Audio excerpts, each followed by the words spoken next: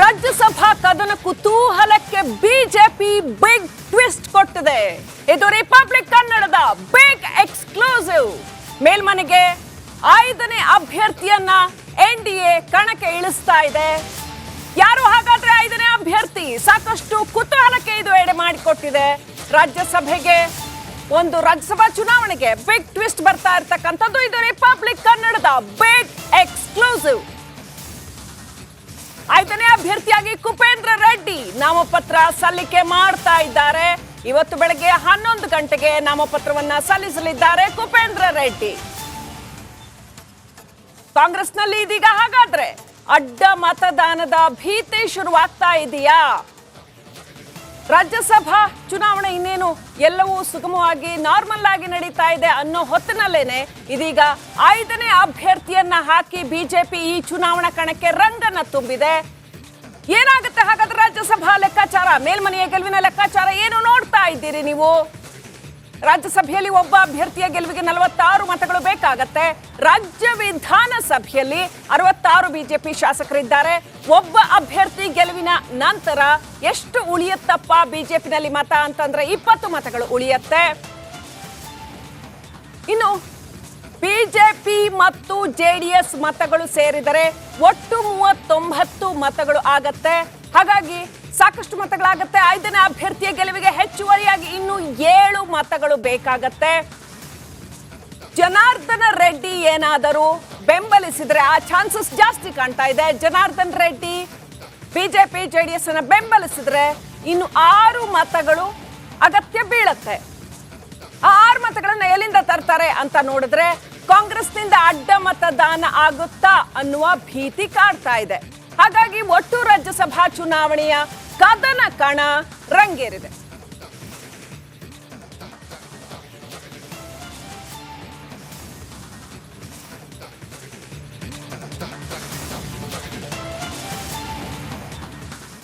ಇನ್ನಷ್ಟು ಮಾಹಿತಿಯನ್ನ ಪಡ್ಕೊಳ್ಳೋಣ. ನಮ್ಮ ಪ್ರತಿನಿಧಿ ಬಸವರಾಜ್ ನೇರ ಸಂಪರ್ಕದಲ್ಲಿದ್ದಾರೆ. ಬಸವರಾಜ್, ಇನ್ನೇನು ಎಲ್ಲ ಸುಗಮವಾಗಿ ಆರಾಮಾಗಿ ಆಗೇ ಬಿಡ್ತು ಅಂತ ಹೇಳೋ ಸಂದರ್ಭದಲ್ಲಿ ರಾಜ್ಯಸಭಾ ಚುನಾವಣೆಗೆ ಒಂದು ಬಿಗ್ ಟ್ವಿಸ್ಟ್ ಅನ್ನ ಬಿಜೆಪಿ ಕೊಟ್ಟಿರ್ತಕ್ಕಂಥದ್ದು. 5ನೇ ಅಭ್ಯರ್ಥಿ ಹಾಕಿದ್ದಾರೆ ಅಂತ. ಈಗ ಬಸವರಾಜ್, ರಾಜ್ಯಸಭಾ ಚುನಾವಣಾ ಕ್ಯಾಲ್ಕುಲೇಷನ್ಸ್, ಇಕ್ವೇಷನ್ಸ್ ಹೇಗೆ ಬದಲಾಗತ್ತೆ?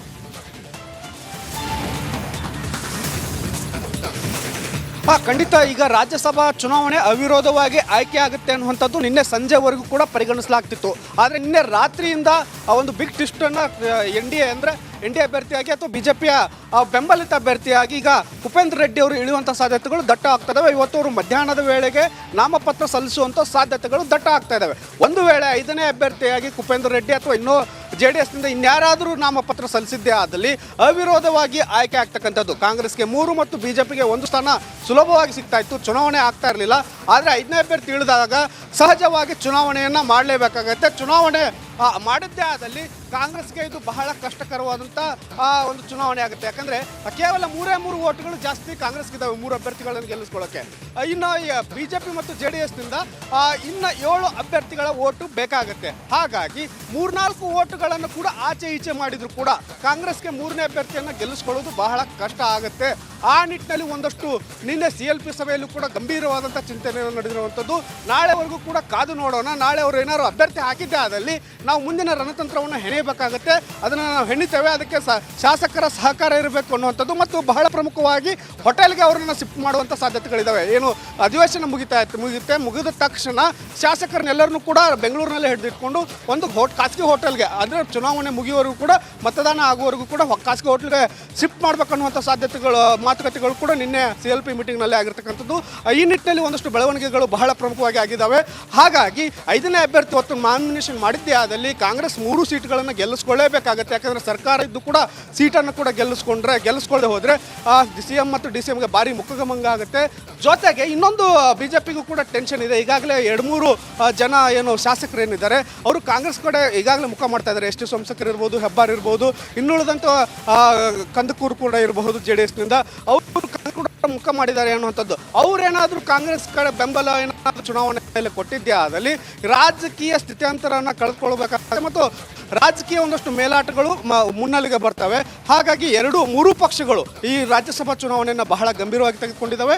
ಈ ಚುನಾವಣೆಯಲ್ಲಿ ಗೆಲ್ಲಲೇಬೇಕಾದಂತಹ ಅನಿವಾರ್ಯತೆಯಿಂದ ತಮ್ಮದೇ ಆದಂಥ ರಣತಂತ್ರಗಳನ್ನು ಹೆಣೆಯಕ್ಕೆ ಆರಂಭ ಆಗಿದ್ದಾವೆ. ಇವತ್ತು 5ನೇ ಅಭ್ಯರ್ಥಿಯಾಗಿ ಯಾರು ನಾಮಿನೇಷನ್ ಮಾಡ್ತಾರೆ ಅನ್ನೋದನ್ನು ಆಗುತ್ತೆ. 5ನೇ ಅಭ್ಯರ್ಥಿ ಏನಾದರೂ ನಾಮಿನೇಷನ್ ಆಗಿದ್ದೇ ಆದಲ್ಲಿ ಈ ಏನು ಕರ್ನಾಟಕದ ರಾಜ್ಯಸಭಾ ಚುನಾವಣೆ ಏನಿದೆ ಬಹಳ ಪ್ರಮುಖವಾಗಿ ಆ ರಾಷ್ಟ್ರದ ಗಮನವನ್ನು ಸೆಳೆಯುತ್ತೆ. ಕರುನಾಡಿನ ಅಸ್ಮಿತೆ ಕಾವೇರಿ ಉಳಿವಿಗಾಗಿ ನಿನ್ನೆಯಿಂದಲೂ ಕೂಡ ನಿಮ್ಮ ರಿಪಬ್ಲಿಕನ್ ಕ್ಷಮಿಸು ಕಾವೇರಿ ಅನ್ನೋ ಹೆಸರಿನಡಿ ದೊಡ್ಡ ಮಟ್ಟದ ಅಭಿಯಾನವನ್ನ ಕೈಗೆತ್ತಿಕೊಂಡಿದೆ. ಇದಕ್ಕೆ ಜನ ಬೆಂಬಲವೂ ಕೂಡ ಅಪಾರ ಪ್ರಮಾಣದಲ್ಲಿ ಬೆಂಬಲವನ್ನ ಸೂಚಿಸ್ತಾ ಇರೋದು ಗಮನಿಸಬೇಕಾಗಿರುವಂತಹ ವಿಚಾರ. ನಮ್ಮ ಅಭಿಯಾನಕ್ಕೆ ಅನೇಕ ಜನ ಬಂದು ಕೈ ಜೋಡಿಸ್ತಿದ್ದಾರೆ. ಕಾವೇರಿ ಉಳಿಸೋ ಕಂಕಣಕ್ಕೆ ಕರುನಾಡು ಕೂಡ ಸಾಥ್ ಕೊಟ್ಟಿರೋದು ಹೆಮ್ಮೆಯ ವಿಚಾರ. ರಿಪಬ್ಲಿಕನ್ ಅಭಿಯಾನಕ್ಕೆ ಭಾರಿ ಜನ ಬೆಂಬಲ. ಕಾವೇರಿ ನದಿಗೆ ಸೇರುತ್ತಿದೆ ಕಾಫಿ ಪಲ್ಪಿಂಗ್ ನೀರು. ಕುಡಿಯುವ ನೀರಿಗೆ ವಿಷಯುಕ್ತ ತ್ಯಾಜ್ಯ ಸೇರ್ಪಡೆ ಆಗ್ತಾ ಇದೆ. ಸಿದ್ದಾಪುರದ ನೆಲ್ಲಿ ಹುದಿಕೇರಿ ಸಮೀಪ ನೀರು ಕಲುಷಿತಗೊಳ್ತಾ ಇರೋದು. ಇದೇ ವಿಷಯುಕ್ತ ನೀರನ್ನ ಕುಡಿಯೋದಕ್ಕೆ ಸರಬರಾಜು ಮಾಡಲಾಗ್ತಾ ಇದೆ. ಇದೇ ವಿಷಯುಕ್ತ ನೀರನ್ನ ಪ್ರತಿದಿನ ನಾವೆಲ್ಲ ಕುಡಿತೀವಿ. ಇದೇ ವಿಪರ್ಯಾಸದ ಸಂಗತಿ. ಅದೇ ಕಾರಣಕ್ಕೆ ಕಾವೇರಿಯನ್ನ ಶುದ್ಧವಾಗಿ ಇಟ್ಟುಕೊಳ್ಳುವ ಜವಾಬ್ದಾರಿ ನಮ್ಮದು, ನಿಮ್ಮೆಲ್ಲರದ್ದು. ಹಾಗಾಗಿ ಕರುನಾಡಿನ ಜನ ಸಾಥ್ ಕೊಡ್ತಿದ್ದಾರೆ. ಆದ್ರೆ ಅಧಿಕಾರಿಗಳು ಕ್ರಮ ಕೈಗೊಳ್ಬೇಕಲ್ಲ. ಅಧಿಕಾರಿಗಳನ್ನ ಎಚ್ಚರಿಸುವ ಕೆಲಸವನ್ನ ನಿಮ್ಮ ರಿಪಬ್ಲಿಕನ್ ಮಾಡ್ತಾ ಇದೆ.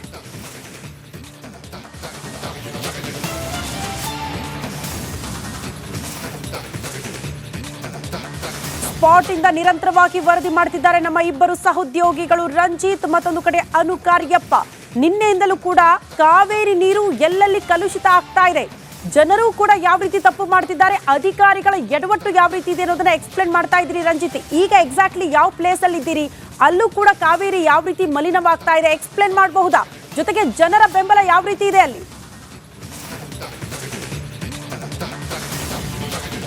ಖಂಡಿತವಾಗ್ಲೂ ಕೂಡ ಶ್ರುತಿ, ನಿನ್ನೆ ನಾವು ಕುಶಾಲನಗರದಲ್ಲಿದ್ವಿ. ಕುಶಾಲನಗರದಲ್ಲಿ ಫ್ಯಾಕ್ಟರಿಗಳಿಂದ ಕಾರ್ಖಾನೆಗಳಿಂದ ಬಂದು ಸೇರುವಂಥ ಆ ವಿಷಯುಕ್ತ ನೀರು ಕಾವೇರಿಯ ಒಡಲನ್ನು ಹೇಗೆ ಕಲುಷಿತಗೊಳಿಸಿತ್ತು ಅನ್ನೋದನ್ನು ನಾವು ಹೇಳಿದ್ವಿ. ಇವತ್ತು ನಾವು ವಿರಾಜಪೇಟೆ ತಾಲೂಕಿನ ಕರಡಿಗೋಡು ಗ್ರಾಮದಲ್ಲಿದ್ದೀವಿ. ಈ ಕರಡಿಗೋಡು ಗ್ರಾಮದಲ್ಲಿ ಕಾಫಿ ಎಸ್ಟೇಟ್ಗಳು ಜಾಸ್ತಿ ಇರೋದ್ರಿಂದ ಮತ್ತು ವಿರಾಜಪೇಟೆ ಈ ಸಮೀಪ ಸುತ್ತಮುತ್ತ ಈ ಕಾಫಿ ಎಸ್ಟೇಟ್ಗಳು ಜಾಸ್ತಿ ಇರೋದ್ರಿಂದ ಕಾಫಿಯ ಪಲ್ಪಿಂಗ್ ನೀರನ್ನು ಕಾವೇರಿ ನದಿಗೆ ಬಿಡ್ತಾರೆ.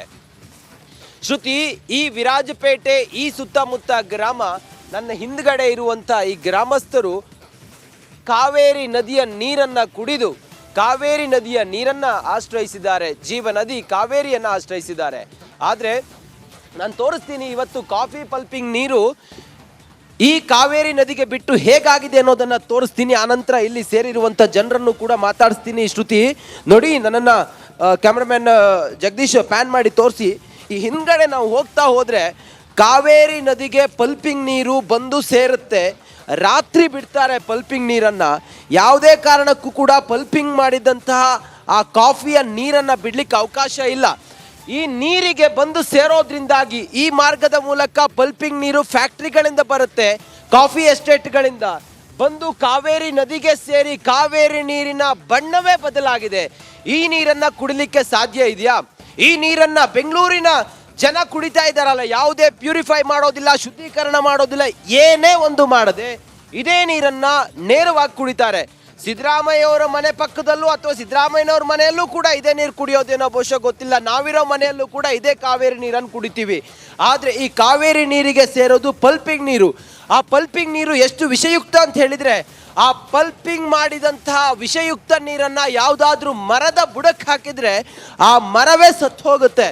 ಅಷ್ಟು ವಿಷಯುಕ್ತವಾದಂಥ ಕಲ್ಮಶ ನೀರದು. ಪಾಪ ಇಲ್ಲಿನವರ ಆರೋಗ್ಯ ಎಲ್ಲ ಎಷ್ಟು ಕೆಟ್ಟೋಗಿರಬೇಡ. ನಾನು ಮಾತಾಡಿಸ್ತೀನಿ ಅವರನ್ನು, ಮತ್ತೆ ಏನು ಹೇಳ್ತಾರೆ ಅನ್ನೋದನ್ನು ಕೇಳೋಣ. ಸರ್ ಹೇಳಿ, ಈ ಕಾವೇರಿ ನೀರಿಗೆ ಪಲ್ಪಿಂಗ್ ನೀರು ಸೇರೋದು ಎಷ್ಟು ಸಮಯದಿಂದ ಈ ಭಾಗಕ್ಕೆ ಒಂದು ಬಾಧಿಸ್ತಾ ಇದೆ? ಇದು ಸುಮಾರು ವರ್ಷದಿಂದ ಈ ರೀತಿ ಸಮಸ್ಯೆಗಳು ಆಗ್ತಾ ಇದೆ. ಕಾವೇರಿ ನೀರು ಕಾವೇರಿ ನದಿಗೆ ಬಿಡೋದು, ಆಮೇಲೆ ಅದು ಒಂದು 2 ಗಂಟೆ 3 ಗಂಟೆ ಹರಿಯುವಾಗ ಅದು ಪಲ್ಪಿಂಗ್ ನೀರು ಮುಗೀತದೆ. ಆಮೇಲೆ ಹೊಳೆ ನೀರೆಲ್ಲ ಕಪ್ಪು ಕಲರಿಗೆ ತಿರುಗಿರ್ತದೆ, ಮತ್ತು ಮೀನುಗಳು ಸಾಯ್ತವೆ. ಮತ್ತು ಒಂದು 2-3 ದಿನ ಅದು ಹರ್ಕೊಂಡು ಹೋದಾಗ ಮತ್ತೆ ಕ್ಲಿಯರ್ ಆಯ್ತದೆ. ಇದು ಪ್ರತಿನಿತ್ಯ ಆಗ್ತಾಯಿದೆ. ಈ ಕಾಫಿ ಕ್ಯೂರಿಂಗ್ ಮಾಡುವ ಟೈಮಲ್ಲಿ ವರ್ಷಂಪ್ರತಿ ನಡೆಯುತ್ತಿರುವ ಸಂಭವ. ಆ ಪಲ್ಪಿಂಗ್ ನೀರು ಎಷ್ಟು ಕ್ರೂಡ್ ಇದೆಯಲ್ಲ, ಅದು ಎಷ್ಟು ವಿಷಯುಕ್ತ ಅಂತ. ಆದರೆ ಒಂದು RCC ಬಿಲ್ಡಿಂಗ್ ಮೇಲೆ ಏನಾದರೂ ನಾವು ಕಾಫಿ ಒಣ ಹಾಕೋಕ್ಕೆ ಹೋದಾಗ ಅಲ್ಲಿ ಏನಾಗುತ್ತೆ ಅಂತಂದರೆ ಆ ಬಿಲ್ಡಿಂಗೇ ಕ್ರ್ಯಾಕ್ ಬೀಳುವಂತಹ ಅಥವಾ ಲೀಕ್ ಆಗುವಂಥ ಸಂಭವ ಇದೆ. ಅಷ್ಟು ಪವರ್ ಕೆಮಿಕಲ್ ಅಲ್ಲ, ಅದು ಪವರ್ ಅಂತ ಕಾಫಿಗೆ ಅಷ್ಟೊಂದು ಹೀಟ್ ಇದೆ. ಅಂಥ ನೀರುಗಳ ಏನಾದರೂ ಗಿಡಗಳಿಗೆ ಇದ್ದಾಗ ಅಥವಾ ಕಾಫಿ ಗಿಡಗಳಿಗೆ ಅಥವಾ ಬೇರೆ ಯಾವುದೇ ಗಿಡಗಳಿಗೆ ಗಿಡಗಳೇ ಸತ್ತೋಗುವಂಥ ಇದಿದೆ. ಅಷ್ಟು ವಿಷಯುಕ್ತವಾದ ನೀರನ್ನು ಏಕಾಏಕಿ ನದಿಗೆ ಬಿಡ್ತಾ ಇದ್ದಾರೆ. ಅದು ಏನು ಅಂತಂದರೆ, ಈಗ ಕಳೆದ ಸಲ ಬಿಟ್ಟಾಗ ನಾವು ಅದನ್ನ ಫೋಟೋ ಮತ್ತು ಎಲ್ಲ ಸಂಗ್ರಹ ಮಾಡಿ ಯಾವುದೇ ಪ್ಯೂರಿಫೈ ಮಾಡೋದಿಲ್ಲ, ಏನು ಮಾಡೋಕ್ಕಿಲ್ಲ, ಯಾವುದೇ ಇದು ಮಾಡ್ತಾಯಿಲ್ಲ. ಅದು ಫೋಟೋ ಅಡಕ ತೆಗೆದುಬಿಟ್ಟು ನಾವೇನು ಮಾಡ್ದೋ ಪೊಲೀಸಿಗೆ ಕಂಪ್ಲೇಂಟ್ ಮಾಡ್ದೋ. ಕಂಪ್ಲೇಂಟ್ ಮಾಡಿದ ಮೇಲೆ ಅದು ಪಂಚಾಯತಿಯವರಿಗೆಲ್ಲ ನೋಟಿಸ್ ಮಾಡಿದ್ದಾರೆ. ಸಿದ್ದಾಪುರ ಪಂಚಾಯತಿ ಮತ್ತು ಮಾಲ್ದಾರಿ ಪಂಚಾಯತಿ, ಈಗ ಸುತ್ತಮುತ್ತ ಸುಮಾರು ಪಂಚಾಯತಿಗಳು ಬರ್ತವೆ. ನಾವು ಇದೇ ನೀರು ಕುಡಿಯೋದು ಸರ್? ಇದೇ ನೀರೇ ಕುಡಿಯೋದು. ಎಲ್ಲರಿಗೂ ಕೊಡ್ತಾ ಇರೋದು ಇದೆ. ಯಾವುದೇ ಶುದ್ಧೀಕರಣ ಇಲ್ಲ, ಯಾವುದಿಲ್ಲ. ಯಾವುದು ಶುದ್ಧೀಕರಣ? ನೀವೇ ನೀರು ಕುಡಿತೀರಾ? ನಾವು ಇದೇ ನೀರು ಕುಡಿತೀವಿ. ಶ್ರುತಿ, ಇದು ಪಲ್ಪಿಂಗ್ ಮಾಡಿದಂಥ ನೀರು, ಅದನ್ನು ಕೂಡ ನಾನು ಸ್ಯಾಂಪಲ್ ತೆಗೆದಿಟ್ಕೊಂಡಿದ್ದೀನಿ. ಈ ನೀರಿನ ಬಣ್ಣ ಹೇಗಿದೆ ಅಂತ ಹೇಳಿ ನೋಡಿ. ಈ ನೀರನ್ನು ನಾವು ಕುಡಿದ್ರೆ ರೋಗ ರುಜಿನ ಬರದೇ ಇರುತ್ತಾ? ಈ ನೀರನ್ನು, ಕಾವೇರಿ ನೀರಿನ ಬಣ್ಣ ಹಿಂಗಾಗಿದೆ, ಕಪ್ಪಾಗಿದೆ. ಈ ನೀರನ್ನು ಕುಡಿದ್ರೆ ನಮಗೆ ಕಾಯಿಲೆ ಕಸಾಲೆಗಳು ಬರದೇ ಇರುತ್ತಾ? ಕೊರೋನಾದಂಥ ಕಾಯಿಲೆ ಬಗ್ಗೆ ನಾವು ಹೆದರ್ತೀವಿ. ಪ್ರತಿದಿನ ಕುಡಿಯುವಂಥ ಈ ನೀರಿದೆಯಲ್ಲ, ಈ ಪಲ್ಪಿಂಗ್ ಮಾಡಿದಂಥ ನೀರು ದೇಹಕ್ಕೆ ಮತ್ತು ಆರೋಗ್ಯಕ್ಕೆ ಎಷ್ಟು ಮಾರಕ ಅಂತೇಳಿ. ಅಮ್ಮ, ತಾವು ಇಲ್ಲೇ ಇರೋದಾ? ನನ್ನ ಹೆಸರು ಯಮುನಾ ಅಂತ, ಸಿದ್ದಾಪುರ ಗ್ರಾಮ ಪಂಚಾಯಿತಿ ಮಾಜಿ ಅಧ್ಯಕ್ಷರು ಕೂಡ. ನಾನು ಕೂಡ ಕರಡಿಗೋಡು ಒಳಕೆರೆಯ ನಿವಾಸಿ. ಸರಿ. ಇಲ್ಲಿ ಕಾವೇರಿ ನದಿ ಎಷ್ಟು ಮುಖ್ಯವೋ ಜೀವನದಿ, ಅಷ್ಟೇ ಅದರ ಸಂರಕ್ಷಣೆ ಕೂಡ ಪ್ರತಿಯೊಬ್ಬರ ಜವಾಬ್ದಾರಿ ಕೂಡ. ಅದರಲ್ಲಿ ರಿಪಬ್ಲಿಕ್ ಟಿವಿಯವರು ಮಾಡಿರ್ತಕ್ಕಂಥ ಈ ಒಂದು ಕಾರ್ಯಾಗಾರ ನಿಜಕ್ಕೂ ಶ್ಲಾಘನೀಯ. ಇದು ಸರ್ಕಾರದ ಮಟ್ಟಿಗೆ ನೀವು ತಲುಪಿಸುವಲ್ಲಿ ಸಕ್ಸಸ್ ಆಗಿದ್ದೀರಿ, ನಿಮಗೆ ನನ್ನ ಅಭಿನಂದನೆಗಳು. ಇದು ಕಾಫಿ ಪಲ್ಪರ್ ಮಾತ್ರ ಅಲ್ಲ, ಈ ನದಿಗೆ ಬರ್ತಕ್ಕಂಥದ್ದು ಪ್ರತಿಯೊಂದು ಮನೆಯ ಶೌಚಾಲಯದಿಂದ ಹಿಡಿದು, ಕೊಳಚೆ ನೀರಿಂದ ಹಿಡಿದು, ಮತ್ತು ಮದುವೆ ಆಗಿರ್ತಕ್ಕಂಥ ಒಂದು ಕಲ್ಯಾಣ ಮಂಟಪದ ವೇಸ್ಟ್ ಅದು ಕೂಡ. ಹಾಗೆ ನಾನಾ ರೀತಿಯಲ್ಲಿ ಇದು ಕಾವೇರಿಯ ಒಡಲನ್ನು ಮಾಡ್ತಾ ಇದೆ.